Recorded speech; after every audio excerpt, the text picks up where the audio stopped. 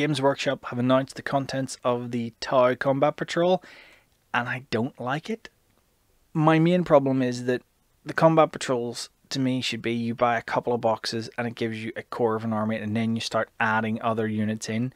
With the Tau one, I don't really see that happening. I don't think you would say, I'll buy 2 of these and run 2 Ghostkeels and 6 Steathsuits. Now the Fire Warriors, yes, you would run 2 squads of Fire Warriors, no problem. 2 Fireblades, maybe in your army you might run 2 Fireblades, yeah, that's fine. 2 Ethereals, okay, maybe, but 2 Ghostkeels, I don't think so. You just sacrifice too much firepower for it. And the Steathsuits, while they are surprisingly sturdy little buggers, I mean, you could run 2 units, but again, you know, if you've got 2 Ghostkeels and 2 lots of Steathsuits, you're sacrificing too much, I think, for a list. But it could be done. You know, you can make it work if you wanted to. You probably wouldn't be super competitive, but it just feels like it's a missed opportunity. Now, if you calculate the cost of these 2 units, you add them together, you get 70 quid. So, you know, for the same, well, for a bit more money, they could have had a Broadside and the XV8s, which would have made this box very tempting. You would have bought, certainly you would have bought several of them to form a core of an army, like maybe 3, without a problem, without batting an eyelid.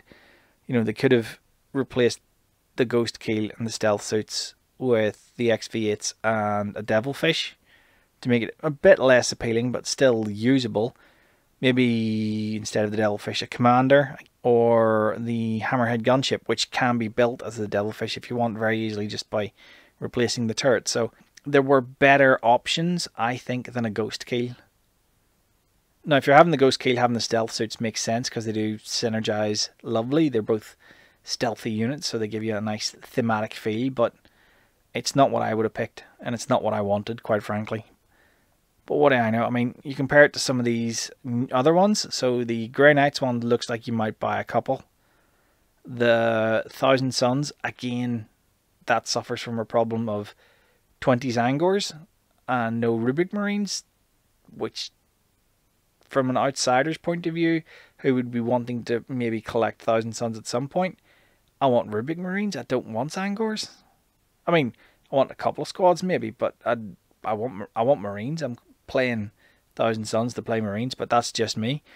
The Custodes seems like a good rounded box, maybe 2 of these, you know, and then throw in some of the Wardens and a few of the special characters, and maybe some even the Forge World units if you wanted to, and Land Raiders and stuff. It's not a bad box. Looking at it from my novice Custodes point of view, I don't know that much about Custodes, but it does seem like a nice box. And then the Genestealer Cults one seems like a really good value box because you've got loads of stuff in here. You've got like 2 squads of Neophytes, you've got Aberrants, you've got whatever the hell those are. I can't remember. I looked it up earlier, but I honestly can't remember.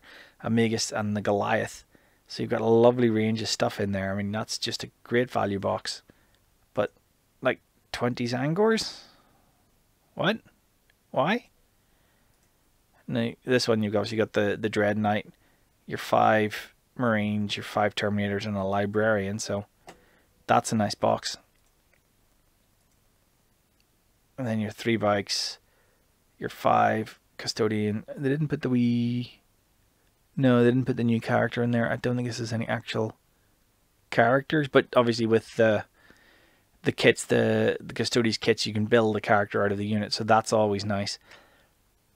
But I mean, I'm going to get one of these. I'm going to buy one of these. No problem at all buying one of these. I just wish it had been a wee bit better.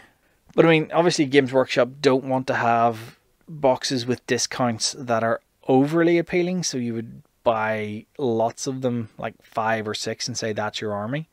So I can understand why they didn't make it too appealing, but you know, that's just not appealing.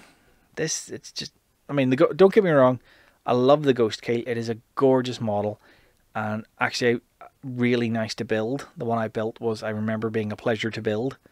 So I'm obviously going to look forward to building that again. And the heads are very useful. You get an extra head that you can then use on a Storm Surge or something as a bit of a kit bash, because the Storm Surge head looks a little bit stupid, this tiny little head and a big body.